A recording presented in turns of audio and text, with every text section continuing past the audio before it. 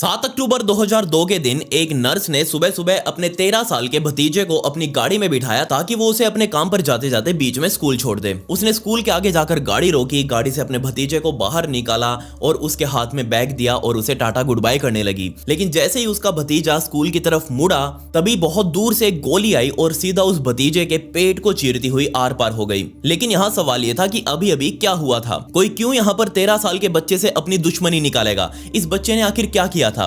तो जवाब था कुछ भी नहीं। यहाँ उस नर्स ने जैसे ही देखा कि उसके भतीजे को गोली लग चुकी है, उसने कहीं शोर नहीं मचाया, कुछ नहीं किया, जस्ट उसे उठाकर अपनी गाड़ी में डालने लगी ताकि वो उसे समय पर हॉस्पिटल पहुंचाकर उसकी जान बचा सके। पर कमाल की बात यहाँ ये थी कि उस नर्स को पता था कि हम जहाँ खड़े हैं बस वो हमारा टाइम ही गलत है कि हम यहाँ क्यों खड़े हैं, क्योंकि किसी को नहीं पता था कि अगला शिकार कौन होने वाला है। जी हाँ, आज जो मैं कहानी आपको बताने वाला हूँ वो यकीन मानिए इतनी दिल दहला देने वाली है कि उसके लिए एक पूरे राज्य के अंदर लॉकडाउन तक लगाना पड़ गया था। लॉकडाउन हमें अभी कोरोना में ही पता चला है कि क्या होता है, लेकिन नहीं, उस शहर के लोगों ने सन 2002 में ही लॉकडाउन को देख लिया था, वो भी सिर्फ एक लड़के की वजह से। सब कुछ बताऊंगा आपको इसके बारे में, लेकिन उससे पहले मेरा नाम है विकी और आप देख रहे हैं मिस्टीरियस दुनिया का एक और बहुत ही कमाल का एपिसोड। आप प्लीज इस वीडियो को एक लाइक कर दें और कमेंट्स में पिक में लिख दें ताकि कल की वीडियो में मैं आपको शाउट आउट दे दूं। The case of DC sniper. इस केस को समझने के लिए हमें जाना पड़ेगा अमेरिका के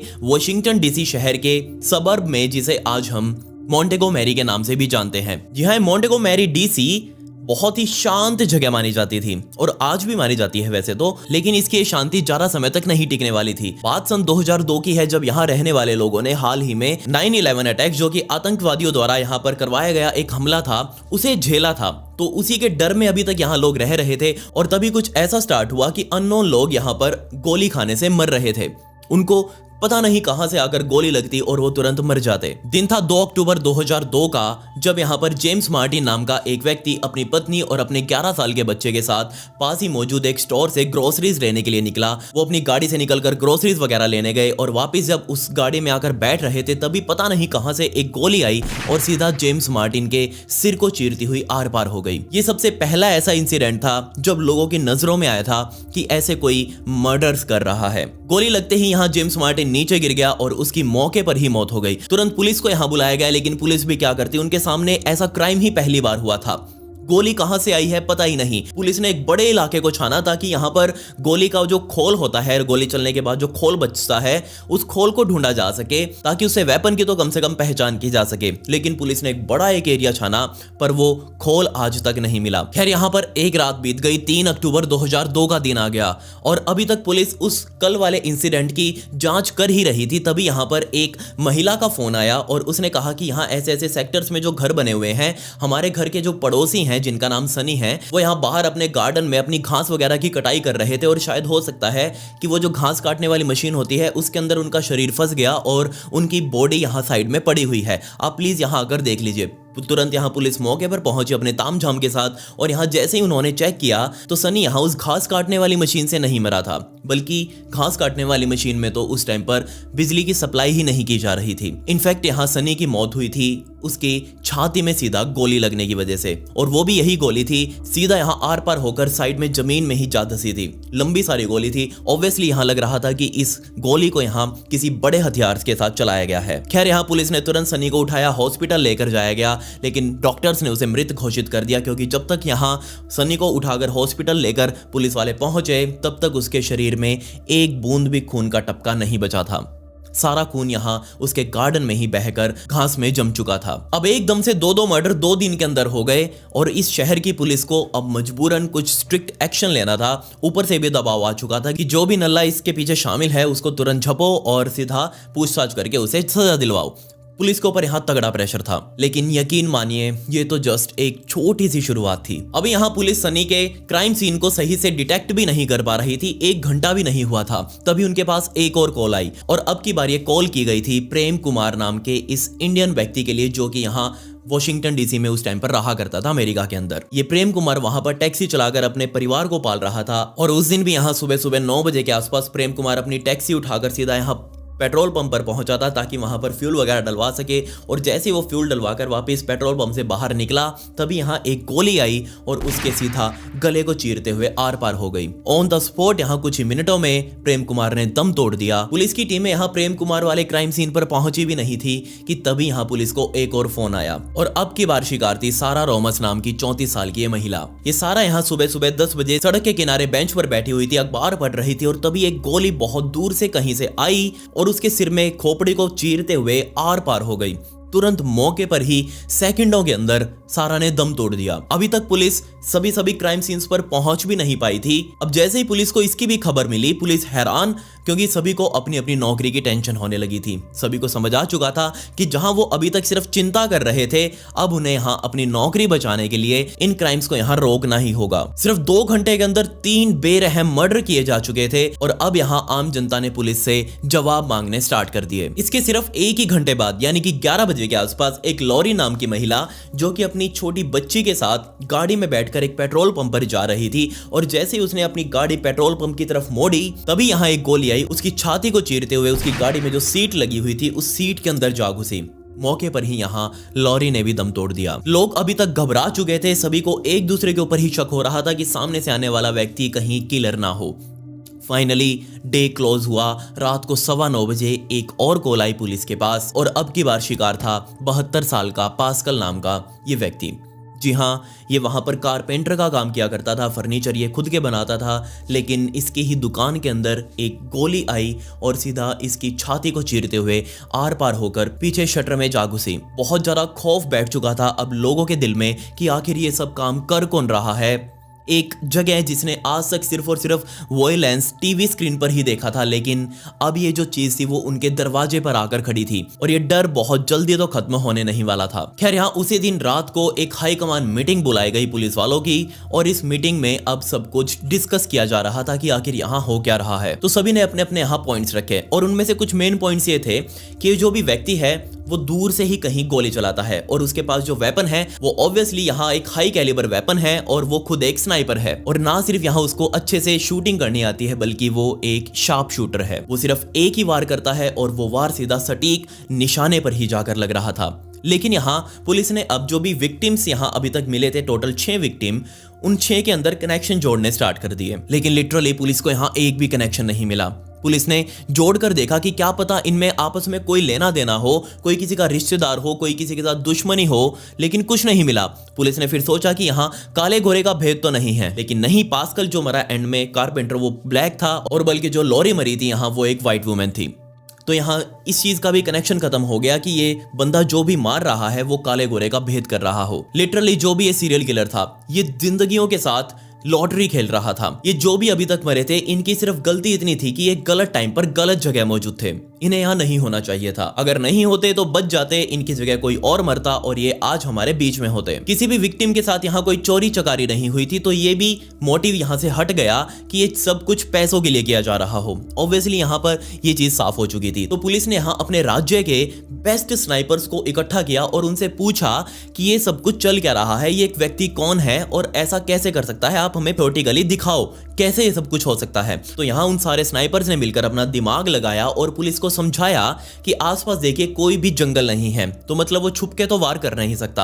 आसपास कोई ऊंची बिल्डिंग नहीं है जिससे यहाँ वो बिल्डिंग पर चढ़कर भी वार नहीं कर सकता। मतलब साफ है यहाँ पर कि वो किसी ना किसी व्हीकल के अंदर बैठा होगा और उसी व्हीकल के अंदर उसने अपनी वेपन को सेट किया होगा और उसके आगे साइलेंसर भी लगा रखा होगा। इसीलिए उसकी तरफ से चलने वाली स्नाइपर से गोली नहीं आती, इसीलिए उसकी तरफ से चलने वाली स्नाइपर से गोली की आवाज नहीं आती और वो सिर्फ बचकर निकल जाता है। तो हमें अब यहाँ ध्यान रखना होगा कि वो जो भी व्यक्ति है वो किसी ना किसी व्हीकल के अंदर बैठा है। जिसके बाद यहाँ पुलिस ने पब्लिक से हेल्प मांगी कि आप हमें बताइए कि कोई आपने अनजान सा व्हीकल देखा हो, अनजान सी गाड़ी देखी हो, अनजान सा बस ट्रक, कुछ तो देखा हो, कुछ तो आपने देखा ही होगा जो आपको अजीब लगा हो। तो जब यहाँ पर वो सारा बॉन मरी थी, वो 34 साल की लड़की जो कि बेंच पर बैठकर अखबार पढ़ रही थी, तब यहाँ पर एक विटनेस सामने आया और उसने बताया कि मैंने यहाँ पर इस लड़की के मरने से थोड़ी देर ही पहले एक व्हाइट कलर की वैन जाती हुई यहां से देखी थी और वो वैन मैंने आज से पहले कभी हमारे इलाके में नहीं देखी। मैं यहां पर लोकल हूं, मुझे यहां के सारे व्हीकल्स का अच्छे से पता है और जब ये लड़की मर गई थी, इसका कांड हो चुका था, उसके बाद मैंने उस वैन को यहां से बाहर जाते हुए भी देखा। अब पुलिस को एक सस्पेक्ट मिल चुका था, व्हाइट कलर की वैन। पुलिस ने आस पड़ोस में जितने भी व्हाइट कलर की वैन थी सभी को यहाँ एक पार्किंग में बुलाया गया। पार्किंग में बुलाने का कोई फायदा नहीं था क्योंकि कांड कहीं और ही हो रहे थे। 48 घंटों के अंदर 6 मर्डर हो चुके थे और वो भी रैंडम तरीके से। रैंडम लोग थे, कोई कनेक्शन नहीं था। पुलिस उस व्हाइट वैन को ढूंढ रही थी लेकिन कोई सफलता नहीं मिली। पुलिस को कोई नहीं पता था कि इसके पीछे मोटिव क्या है, स्नाइपर वो आखिर है कौन और क्या चाहता है। और इससे भी बड़ी बात यहाँ डराने वाली ये थी कि शहर के लोग जो कि 25 किलोमीटर के एरिया में रहा करते थे वो सारे के सारे यहाँ डर के साये में जी रहे थे। किसी को नहीं पता था कि अगला विक्टिम कौन हो सकता है। मैं चल रहा हूं यहाँ पर, मुझे चलते चलते सामने से आकर गोली लग जाए, मुझे नहीं पता। ऐसा कुछ यहाँ पर डर उन लोगों के अंदर बैठ चुका था। जिसके बाद यहाँ पर पुलिस ने एक बारने नाम के बहुत ही ट्रेंड डिटेक्टिव को हायर किया और उनको कहा कि आप प्लीज़ इस मैटर को अपने हाथ में लीजिए। तो यहाँ उस डिटेक्टिव ने कहा कि सबसे पहले हमारा काम है लोगों की सेफ्टी। लोगों को तक जितना हो सके उतनी इन्फॉर्मेशन पहुंचाइए और उन्हें घर में रहने के लिए कहिए। जिसके बाद पुलिस वालों ने सभी को अपने घरों से बाहर निकलना ही बंद करवा दिया। और इतना ही नहीं, यहाँ तक कि स्कूल, कॉलेजेस, यूनिवर्सिटीज़ वगैरह सब कुछ यहाँ बंद हो चुका था। सड़क पर इक्का दुक्का आदमी ही दिख रहा था और जो भी दिख रहा था वो बहुत डर कर ही बाहर निकल रहा था। अब मोस्टली लोग अपने घर के अंदर फिट हो चुके थे तो पुलिस के लिए थोड़ी राहत की बात थी। अब पुलिस अच्छे से जांच कर सकती थी। अब यहाँ डिटेक्टिव ने बताया कि जो भी आदमी है वो एक लॉन्ग रेंज वेपन का इस्तेमाल कर रहा है और जिस तरह से गोलियां चला रहा है, जो गोली हमें मिली है वो गोली जरूर किसी बुश मास्टर की होगी। और ये बुश मास्टर असल में एक तरह की लॉन्ग रेंज राइफल ही है जो कि आमतौर पर मिलिट्री में इस्तेमाल की जाती है। पुलिस ने यहाँ अपने एंगल बनाने स्टार्ट किए और उनका डर बिल्कुल सही साबित हुआ। जब उन्होंने ट्रेजेक्ट्री देखी यहाँ गोली की तो वो समझ चुके थे कि गोली नीचे ग्राउंड लेवल से ही चलकर लोगों को लगी है। अब नीचे से लगी है तो ऑब्वियसली किसी ना किसी व्हीकल के अंदर बैठकर ही मारी गई होगी। तो पुलिस यहाँ समझ चुकी थी कि हो ना हो यहाँ पर एक नहीं बल्कि इस कांड के अंदर 2 व्यक्ति शामिल हैं। एक वो जो यहाँ गाड़ी या वैन या फिर जो भी व्हीकल है वो चला रहा होगा और दूसरा यहाँ स्नाइपर का यूज कर रहा होगा। और जैसे ही वो स्नाइपर से किसी का मर्डर करता तुरंत यहाँ वो ड्राइवर उस वैन को भगाकर वहां से ले जाता। सिंपली ये कांड वहां पर हो रहा था। अब ये चीज पुलिस को पता चल चुकी थी तो ना सिर्फ यहाँ पुलिस का बल्कि आम लोगों का भी ध्यान एक ही तरफ गया और वो था अलकायदा। जी हाँ, तकरीबन 1 साल पहले ही यहाँ 9/11 अटैक हुआ था अमेरिका में और उससे पूरा अमेरिका दहल चुका था। और फिर से यहाँ लोगों को लगा कि हो ना हो ये भी आतंकवादी ही अटैक है और वो आतंकवादी एक एक करके लोगों की जान ले रहा है। 4 अक्टूबर 2002 का दिन आ गया। लेकिन अब की बार यहाँ वो जो स्नाइपर था जहाँ मोंटेगो मैरी में कांड कर रहा था वो वहां से निकलकर साउथ की तरफ आ चुका था और वो पहुंच चुका था वर्जीनिया में। जी हाँ, वर्जीनिया में यहाँ 45 साल की एक महिला सुबह सुबह अपने घर से बाहर कूड़ा वगैरह फेंकने के लिए आई थी और तभी एक बुलेट उसके पेट को चीरती हुई आर पार हो गई। वो तुरंत नीचे जा गिरी। लोग यहाँ इकट्ठा हो गए आसपास और तुरंत उसे हॉस्पिटल पहुंचाया गया। हॉस्पिटल पहुंचते वो बार बार यही कह रही थी कि मैं बच जाऊंगी, मेरे 2 बच्चों के लिए मुझे जीना होगा। किस्मत से उसकी ये बात सही साबित हुई, वो बच गई और यहाँ वो पहली सर्वाइवर थी इन अटैक्स की।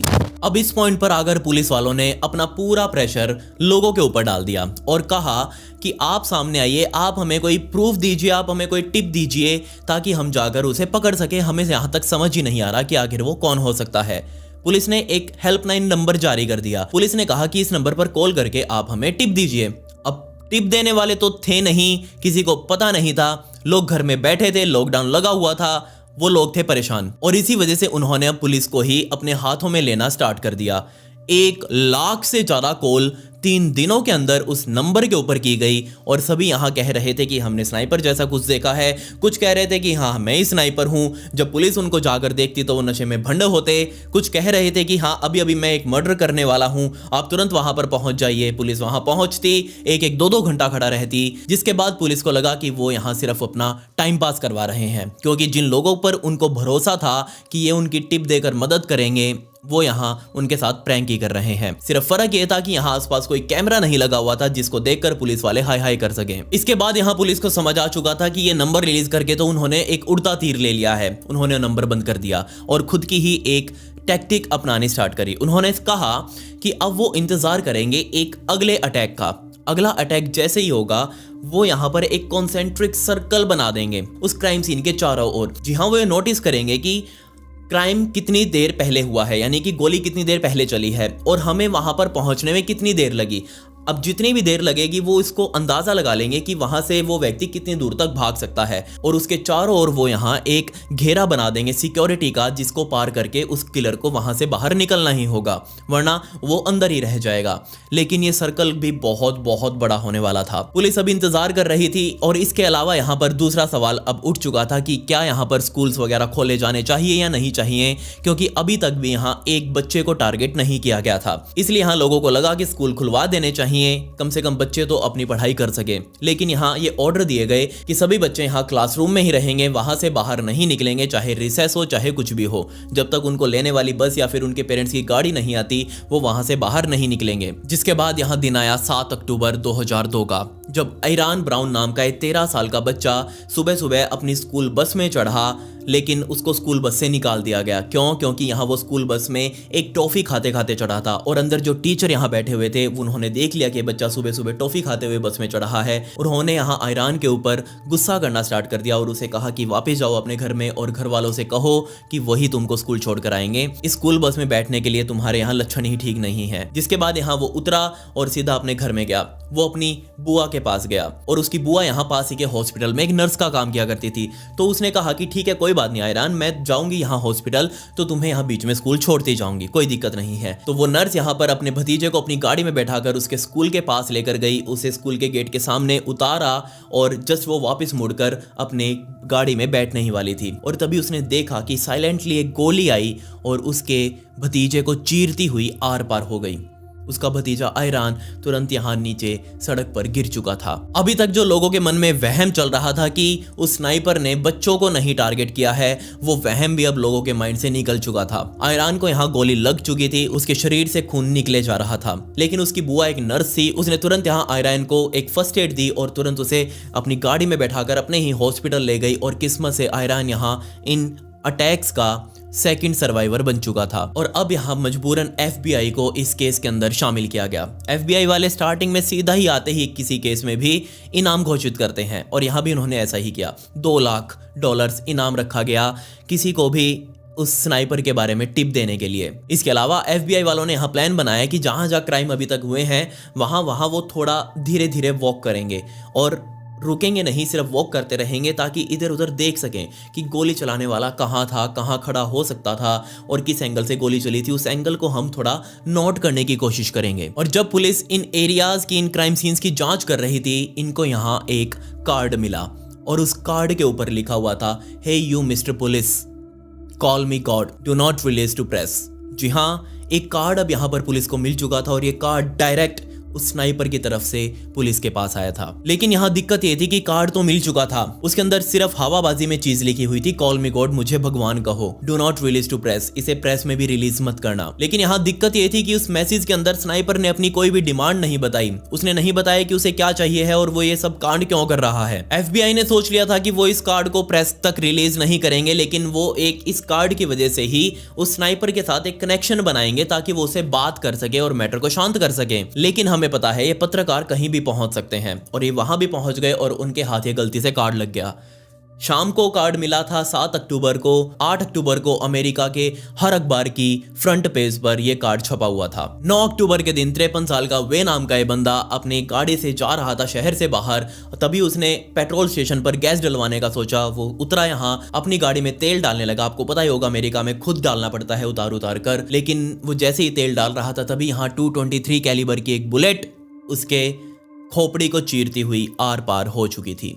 वो मौके पर ही मर चुका था, उसकी जान नहीं बचाई जा सकी। 11 अक्टूबर के दिन कैम्ब्रिज नाम का ये बंदा भी एक दूसरे पेट्रोल स्टेशन पर था। तभी उसके भी छाती को एक गोली चीरती हुई आर पार हुई और वो वहीं पर मर चुका था। सेम डे ही यहाँ लिंडा नाम की एक महिला, जिसकी उम्र उस टाइम पर 53 साल की हो चुकी थी, वो यहाँ अपने पति और अपने 2 बच्चों के साथ गाड़ी के बाहर खड़ी थी, क्योंकि उसका पति यहाँ गाड़ी में सामान फिट कर रहा था। उसे जगह नहीं मिल रही थी क्योंकि वो यहाँ से बाहर कहीं जाने वाले थे। ये लिंडा कोई और नहीं बल्कि FBI में ही पहले काम किया करती थी। लेकिन तभी यहाँ एक गोली उसके गले को चीरती हुई आर पार हो गई और लिंडा अपने ही बच्चों और अपने ही पति के सामने मौत के मुंह में समा गई। खैर 16 अक्टूबर 2002 के दिन एक उम्मीद यहाँ पुलिस के सामने जगी। जी हाँ, एक आदमी सामने आया जिसका नाम मैथ्यू था। उसने बताया कि उसने एक व्हाइट वैन देखी है यहाँ पर और उसके अंदर एक अरबी व्यक्ति बैठा हुआ था। जी हाँ, उसने वो शेखों वाला सूट पहना हुआ था और उसके हाथ में स्नाइपर थी और वो इधर उधर लोगों के ऊपर निशाना लगाने की कोशिश कर रहा था। उस गाड़ी के पीछे की लाइट्स जो थी वो जली हुई थी। अब ये चीज जब पुलिस ने सुनी तो तुरंत पुलिस हरकत में आ गई। लेकिन जब पुलिस ने आसपास लगे सीसीटीवीज को जांचा तो पुलिस को पता लगा कि ये जो वैन यहाँ पर पहुंची है, बेशक ये जो मैथ्यू ने बताया था वो वैन तो वहां थी, लेकिन वो कांड होने के 3 घंटे बाद वहां आई थी और उसके अंदर जो व्यक्ति था वो कोई स्नाइपर हाथ में नहीं लिए हुए था। बेशक उसके अंदर एक अरबी व्यक्ति था।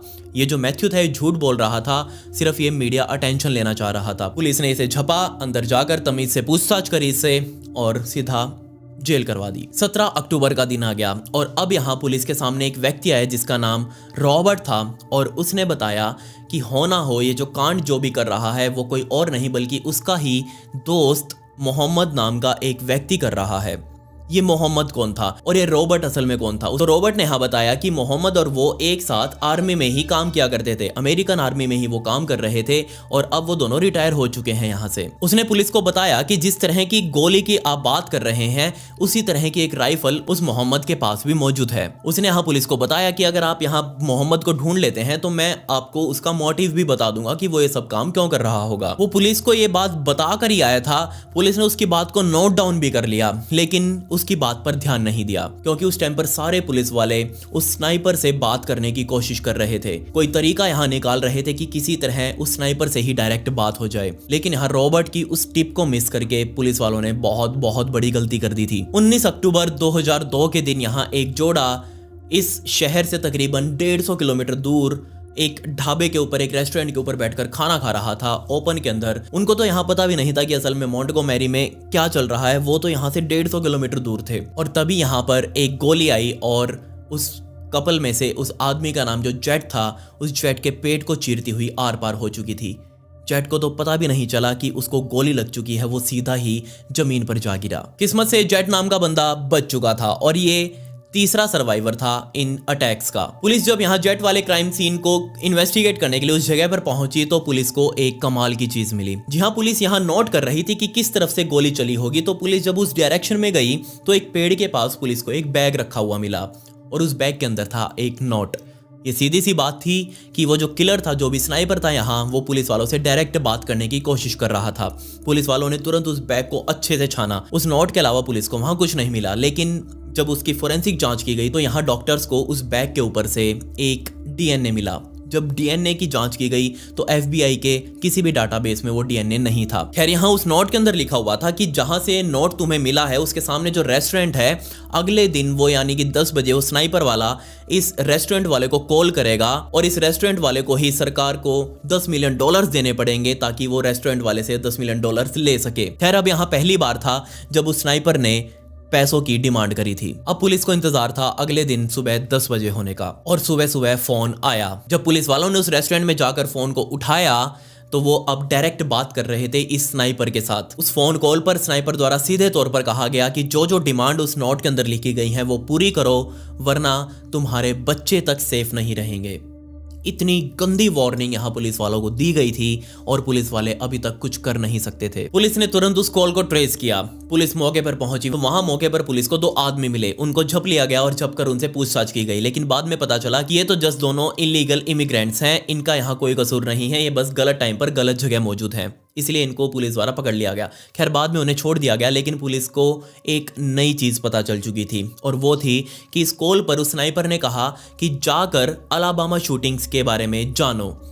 अलाबामा शूटिंग्स कुछ टाइम पहले अमेरिका में होने वाले एक बहुत बड़ा हत्याकांड था और इसी के बारे में वो जो सीरियल किलर था वो पुलिस को जानने के लिए कह रहा था। तो यहाँ वॉशिंगटन डीसी की पुलिस ने अलाबामा पुलिस से बात करी और उनके बारे में जानने की कोशिश करी और यकीन मानिए यहीं से पुलिस को पहला ब्रेक थ्रू मिला। जी हाँ, जब अलाबामा पुलिस से बात की गई तो उन्होंने बताया कि इन शूटिंग्स के अंदर भी गोलियां चली थी और उस टाइम पर एक क्राइम सीन पर हमें एक मैगजीन मिली थी। वो मैगजीन ही आज तक हमारे पास बस प्रूफ है, इसके अलावा हमें कुछ नहीं मिल पाया। तो यहाँ उस वॉशिंगटन पुलिस ने वो मैगजीन अलाबामा पुलिस वालों से मंगवाई और उसकी जांच करी, पर ये मैगजीन तो किसी भी स्नाइपर की लगी नहीं रही थी, ये छोटी पिस्टल की थी।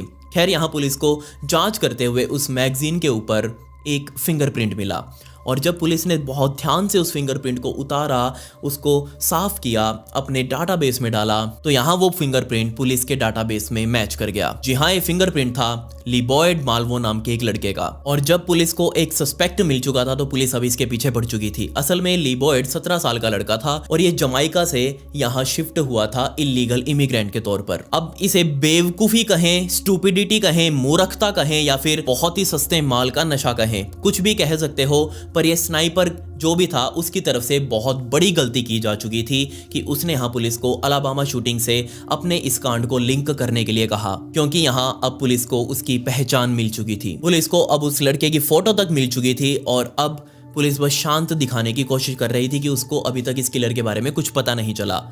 22 अक्टूबर के दिन भी यहाँ एक और 35 साल का आदमी उसका शिकार हो चुका था।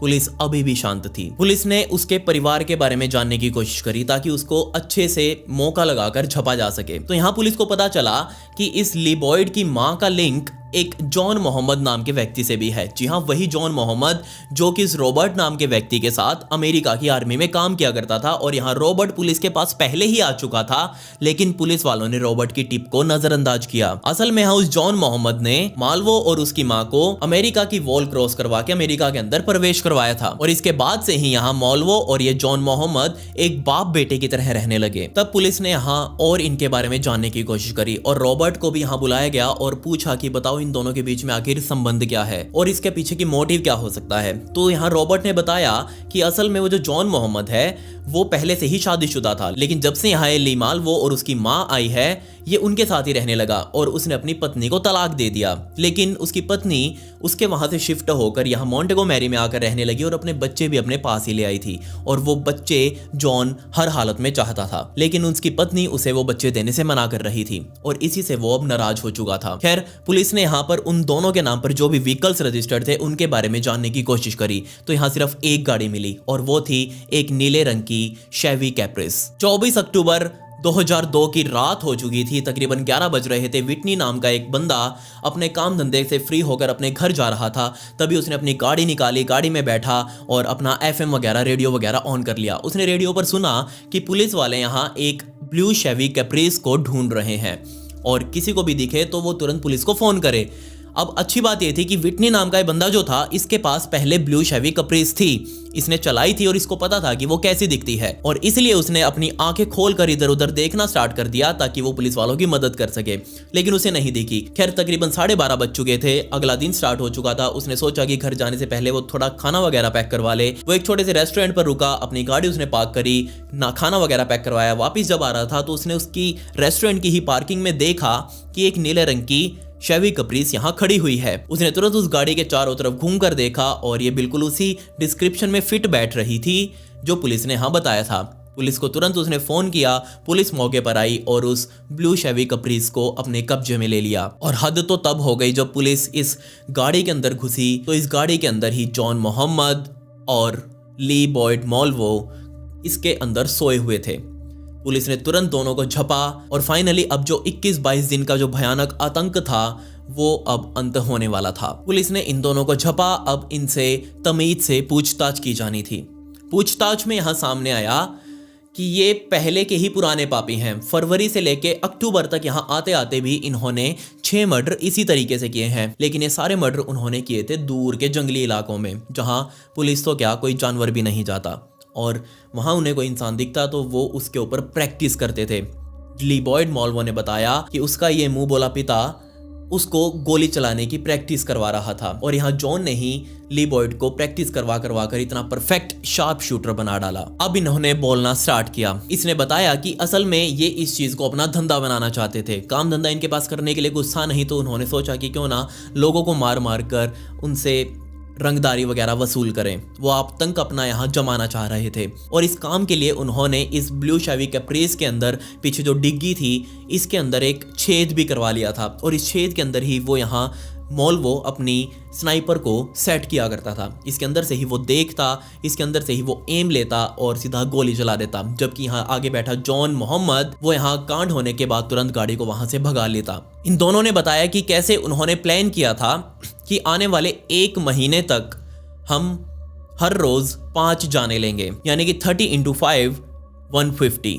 150 किलिंग्स यानी कि 150 लोगों की जान वो इन 1 महीने के अंदर लेने वाले थे, पर उनका ये प्लान फेल हो गया क्योंकि जैसे ही वो किसी का भी मर्डर करते, किसी के ऊपर भी गोली चलाते, तुरंत यहाँ लोगों की भीड़ जम जाती और इधर उधर देखने लग जाती। सन 2004 में यहाँ जॉन मोहम्मद को मौत की सजा सुनाई गई और 10 नवंबर 2004 के दिन ही यहाँ जॉन मोहम्मद को लीथल इंजेक्शन दिया गया और उसकी जान ले ली गई। यहाँ ली बॉयड ने अपने और भी प्लान्स पुलिस वालों को बताए। उसने कहा कि वो कैसे किसी प्रेग्नेंट महिला जो कि लगभग डिलीवरी देने ही वाली हो, उसको भी मारने का उनका प्लान था। जी हाँ, वो चाहते थे कि ऐसा दर्द वो लोगों को दें जिससे उनका खौफ लोगों के अंदर बैठ जाए। उनका प्लान था कि वो ज्यादातर गोरे लोगों को मारेंगे, बेशक वो काले लोगों को भी हिट करने वाले थे ताकि कोई उन्हें पहचान ना सके और इससे काले लोगों के बीच में नफरत पैदा ना हो। उनका प्लान था कि वो यहाँ पुलिस वालों को भी हिट करेंगे और इतना ही नहीं, वो उनका प्लान था कि वो किसी फ्यूनरल यानी कि अंतिम संस्कार की क्रियाक्रम में जाकर वहां भी शूटिंग्स को अंजाम देंगे। यहां ली बॉयड ने साफ कर दिया कि मोहब्बत ने उसका ब्रेन वॉश किया था, उसके मन में जिहाद भर दिया था। जी हाँ, उसने बताया कि यहाँ मोहम्मद का प्लान था कि वो यहाँ से पैसा कमाकर, सरकार से पैसा लेकर तुरंत यहाँ से कनाडा की तरफ निकल जाएंगे और वहाँ जाकर छोटे छोटे बच्चों को ट्रेंड करेंगे जिस तरह से ली बॉयड को ट्रेंड किया गया था, और इसी तरह से वो अपना आतंकवादी संगठन बनाकर पैसा कमाने का काम करेंगे। खैर, यहाँ ली बॉयड, जिसकी उम्र उस टाइम पर सिर्फ 17 साल की थी, उसे यहाँ 6 बार लगातार लाइफ इम्प्रिजनमेंट यानी कि उम्र कैद की सजा सुनाई गई। वो आज भी यहाँ वर्जीनिया की ही एक जेल में बंद है और अपनी सजा काट रहा है। खैर, ये कहानी थी एक बहुत ही भयंकर मैसाकर की, एक बहुत ही भयंकर हत्याकांड की, जब रैंडमली लोगों को उठाया गया और उनको गोलियां मारी गई। खैर, अगर आपको इसी तरह की स्टोरीज छोटे फॉर्मेट में सुननी हो तो मेरे इंस्टाग्राम पर जाकर आप वहां सुन सकते हैं। मेरी इंस्टाग्राम आईडी है, इसका लिंक आपको डिस्क्रिप्शन में भी मिल जाएगा, तो प्लीज आप मुझे वहां फॉलो जरूर कर लें, वहां मुझसे बात भी कर सकते हैं। खैर, पिछली वीडियो का शाउट आउट भगत सिंह को and comment pick me to get a shout out in next video. मिलते हैं अगली वीडियो में। ये वीडियो देखने के लिए धन्यवाद।